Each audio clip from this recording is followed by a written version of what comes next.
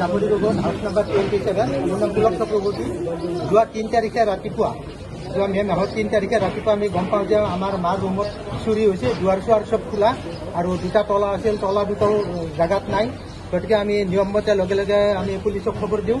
থানাত এজাহাৰ দিয়াৰ পিছতে থানাৰ পৰা তেখেতসকল গৈ পেলাই তাতে ইনকুৱাৰী আৰম্ভ কৰে। আৰু প্ৰথমতে মানে কথাটো ওলাইছিল যে এটা বৃহৎ স্প্ৰে গেং গৈ পেলাই তাতে ডকাইতি কৰিছে। কিন্তু পুলিচৰ পৰা যিটো ইনকুৱাৰী কৰে তাত কোনো স্প্ৰে গেঙৰ তেওঁলোকৰ অস্তিত্ব নাপালে আৰু ভিতৰৰ পৰা কিবা চুৰি হোৱা বুলি তেওঁলোকে সন্দেহ কৰিলে।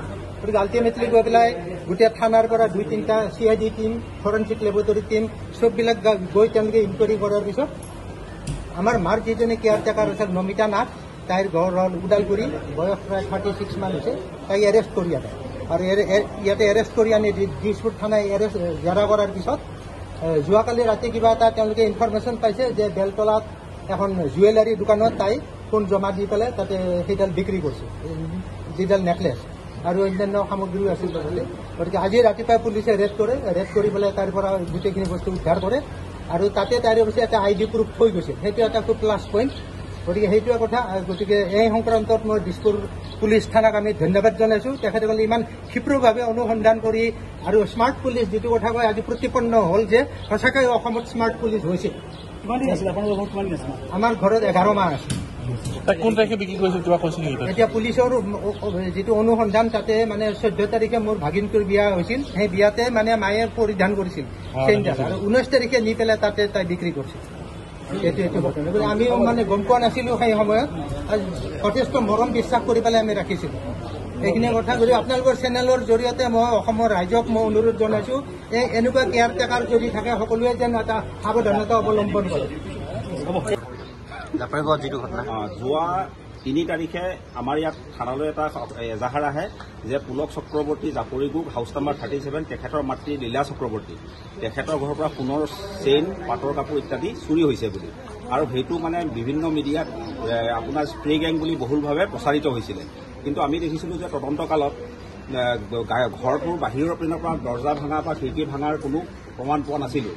তেতিয়া আমাৰ সন্দেহ হৈছিলে ঘৰৰ ভিতৰত মানুহে কৰিব পাৰে বুলি। আৰু সেই সংক্ৰান্তত তেখেতৰ ঘৰত যি মানে লীলা চক্ৰৱৰ্তী, তেখেত বয়সীয়াল মানুহ, তেখেতৰ বয়স 85 বছৰ। তেখেতৰ যোনগৰাকী আপোনাৰ কেয়াৰটেকাৰ আছিলে তেখেতৰ নাম নমিতা নাথ, তেখেতৰ ঘৰ ওদালগুৰিত। তেখেতক আটক কৰি অনা হয়, আটক কৰি জেল হাজতলৈ প্ৰেৰণ কৰি তাৰপিছত তেখেতক পুনৰ কাষ্টডিত অনা হয়। কাষ্টডিত আনি সোধপোছ কৰাৰ পাছত গম পোৱা গ'ল যে তেখেতেই চেইনডাল চুৰি কৰিছে আৰু গণেশ জুৱেলাৰী বেলতলাত তেখেতে সেইটো বিক্ৰী কৰিছে 60,000 টকাত।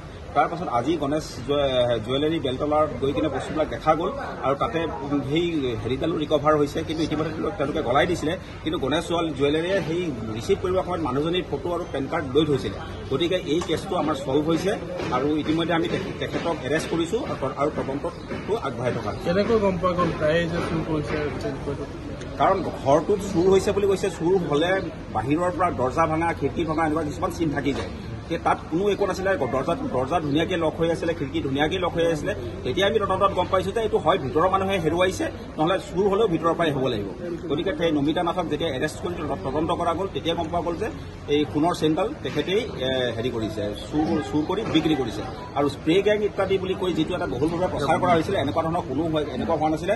গতিকে মই সকলোকে ৰিকুৱেষ্ট কৰোঁ, যদি এনেকুৱা কিছুমান ঘটনা ঘটে কাইণ্ডলি এবাৰ আমাৰ থানাত নহ'লে আমাক একবাৰ ভেৰিফাই কৰি নিউজটো পৰিৱেশন কৰিব। 5 লাখ টকা বুলি যিহেতু কোৱা হৈছে, কি ক'লে?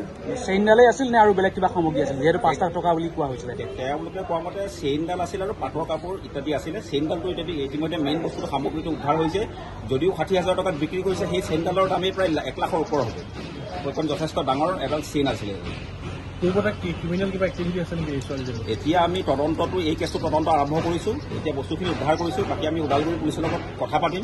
তেখেতৰ যদি ক্ৰিমিনেল বেকগ্ৰাউণ্ড আছে তেতিয়া এইবিলাক দেখা যাব। ঠিক আছে, হ'ব।